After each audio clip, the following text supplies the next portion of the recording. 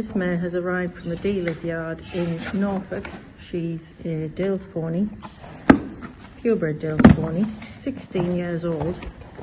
And as soon as John put his apron on,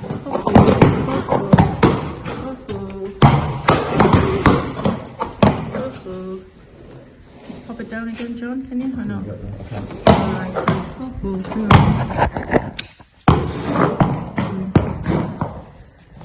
So you can see how really bothered this horse is about the whole thing. We can almost guarantee this horse has been sedated to have shoes put on, because this is not how you behave when you're familiar with having your shoes put on.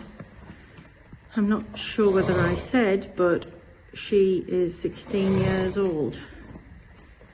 We have a little problem on our hands to fix. We're going to not try and get ourselves harmed, which is really important. And the horse is clearly frightened. You can see blowing at flared nostrils, and we've literally just started. So our plan will be to just try and, as quietly as we can, remove the front shoes today, because you can see, perhaps can't see, how long these feet are, and this is why they'll have been on a long time. Nobody's going to want to have taken these off. Sorry, bad filming there. So our decision was that while we're working on her for the lady that's bought her, we were just going to take the shoes off. And a pony like this, if we do manage to fix her, should be able to go without shoes anyway. So let's just let John get friendly with her. Good. She's a little less, and I'm probably going to try and do a little click and reward. I started with carrots because sometimes carrots allow them to take their worry out on something they can bite at without biting your fingers. Good. It might be a little bit tricky to film, and good. You can see immediately she stops eating. She's bothered. So John's going to have to quietly try and remove a nail at a time, which is what he's doing. Good. But this is a horse that's clearly not happy. There was a time when we would battle to keep hold of a foot. Good. Going to give her a bit of carrot. Good. And being able to eat is a good sign that they're not in a bad place. When they stop eating, they're heading into fight-flight mode. So we've settled down a little bit now, which is great. And sometimes just pausing is all that's needed to allow them to change how they're thinking. But she's still bothered. I'm just gonna try and change how she feels.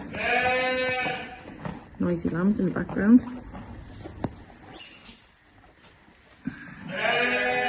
Good.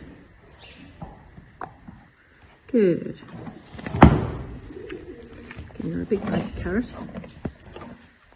And clearly in these sort of situations, my job is to help keep John safe. And obviously, normally John would be putting that foot between his legs, and that is potentially dangerous with a horse that's not happy. It could be that somebody just tried to get the shoes on her just to get her sold. We don't know. And then has sedated her. It could be she's had a bad experience. It could be that she's never been trained. Well, all of the above. She's settled a little bit and she's happily chewing there. But John will be feeling for any signs of tension in her and any change in her posture. Like that. And that just shows you how quickly their decision can be to put their feet back on the floor. And we'll let her just let go of some of that tension, because going straight back in is not helpful. And this is where it gets really time consuming, because if you're not careful and you don't take the time it takes, then you risk harming yourself, harming your farrier in particular, and not actually improving this horse for future farrier revisits. And you can see all of this: head nodding, flared nostrils, breathing. We've got to make sure we're really calm. I'll probably go and get some smaller nuggets so that I can hand feed her.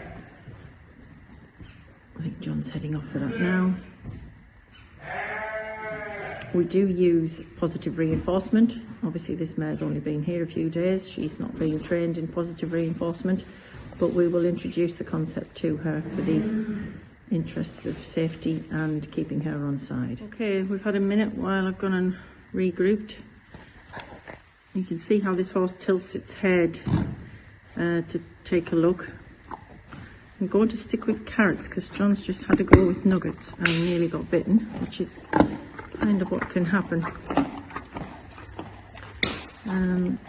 We were just talking that John hadn't got a feeling in the horse's body, her name's Poppy by the way, Poppy's body, that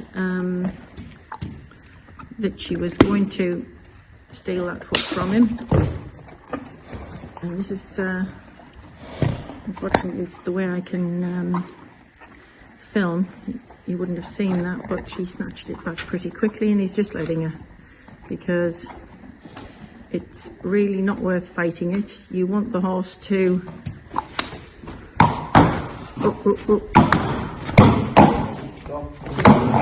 What happened there was he was just trying to keep the foot so that when she's quiet we can set it down, but that's not going to be the case. And breathing has gone up, she's bothered. And it's so easy to think these horses are just being bad. But often we find that there can be some really interesting bloodlines in any of the native breeds. Well, in any breeds there are some bloodlines that can be a little bit tricky to handle, not necessarily just the feet. Here again you saw a slight head tilt, always. She allowed the foot up though, so I will let her have a bite of carrot. Good. Just going to try and hold it. Good, good.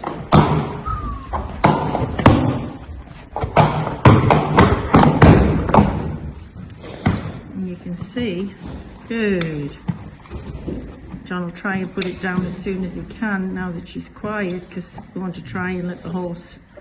Nice. I feel like she has a little bit of control. But this horse is about 13.2. Maybe a touch more. You can imagine if she was 16.2, it's risky as it is now, it would be a real serious threat to the well-being of the humans around it, behaving in this way.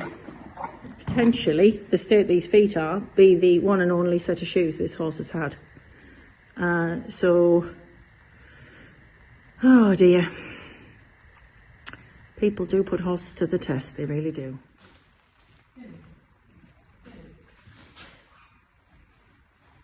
One thing you do have to be careful of is where you stand with horses like this, because they can be pretty quick with striking out. So she's a bit happier so far, but just a little bit. Still with a nostril flare. It's really important, I think, to give the follow out of the way. We want the horse to be able to see, and we want us to be able to see what the horse is thinking. So often we'll collapse the hair away, you can see there's a bit of biting there, tension in the horse, biting in the hands, so we'll be careful. That's why carrots can be really useful, because they'll bite the carrot out of your hand without risking. Good. Good. So she's bothered, but she's sufficiently distracted that she's trying to stay on foot. John will wait until she's quiet as he can and let her have the back.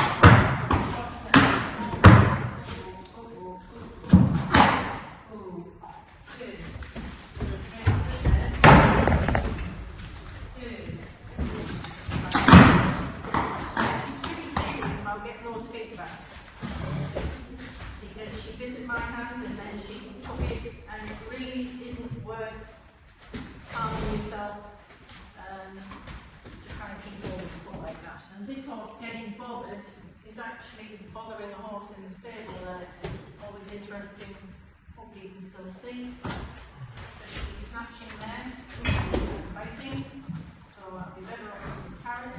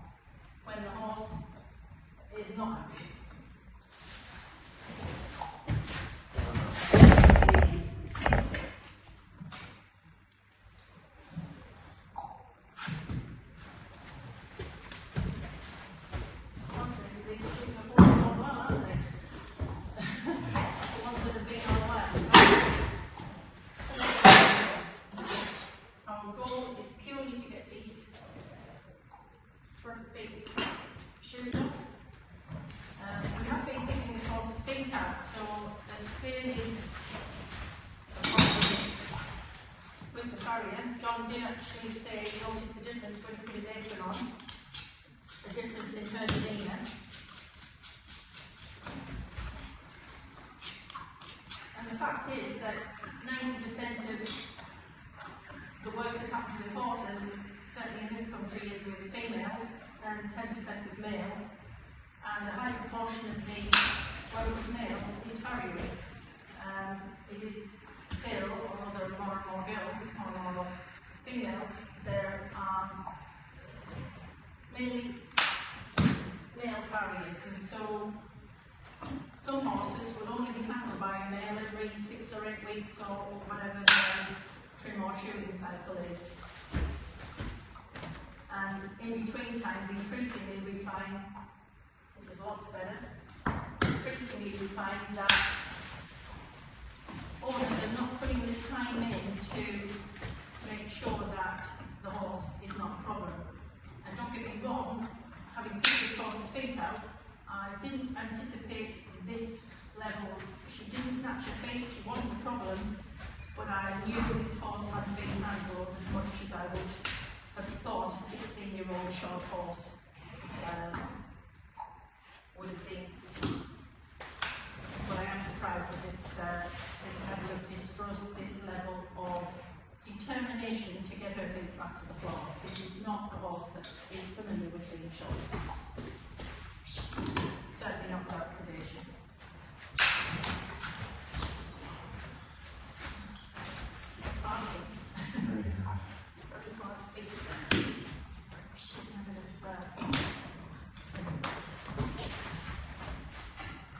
There's a lot of people that would think that we're feeding a horse to keep it quiet, and that's not what you should do. That's not the point of positive reinforcement. Ultimately, we are rewarding the behaviour we want the horse to show us, and actually there, she was pretty level, she was thinking, and she wasn't fighting back in the same way that she was with the first one. So that's a win for us. I'm just going to stop the video and start again. You need to settle down. Nobody's harming you. Nobody's harming anybody. Yeah.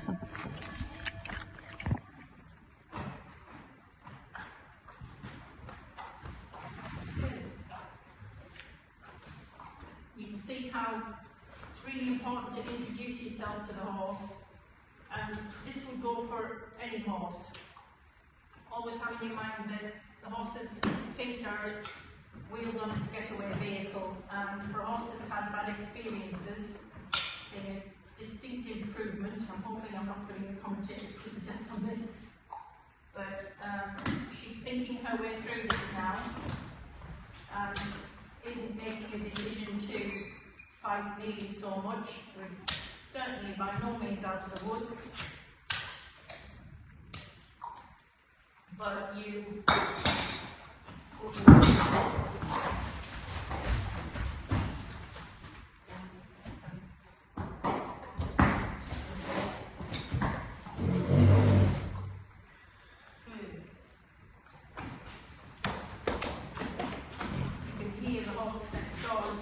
bothered by the fact that this horse is bothered because then it's just coming with gravel, so she's not used to getting in. And classic example, you can hear, I'm sure, on the video of how the behaviour of one horse can trigger concern for the behaviour in another. They just pick up on each other. Good. I think that's the way.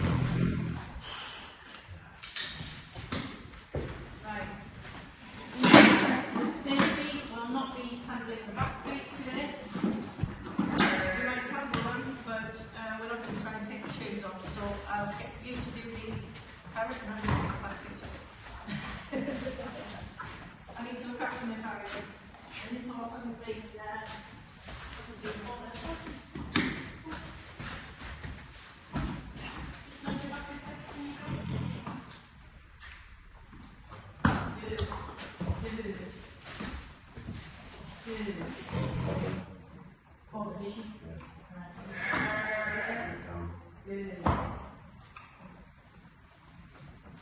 So, John would notice the stiffening of her body, a change in her eye, a change in her breathing.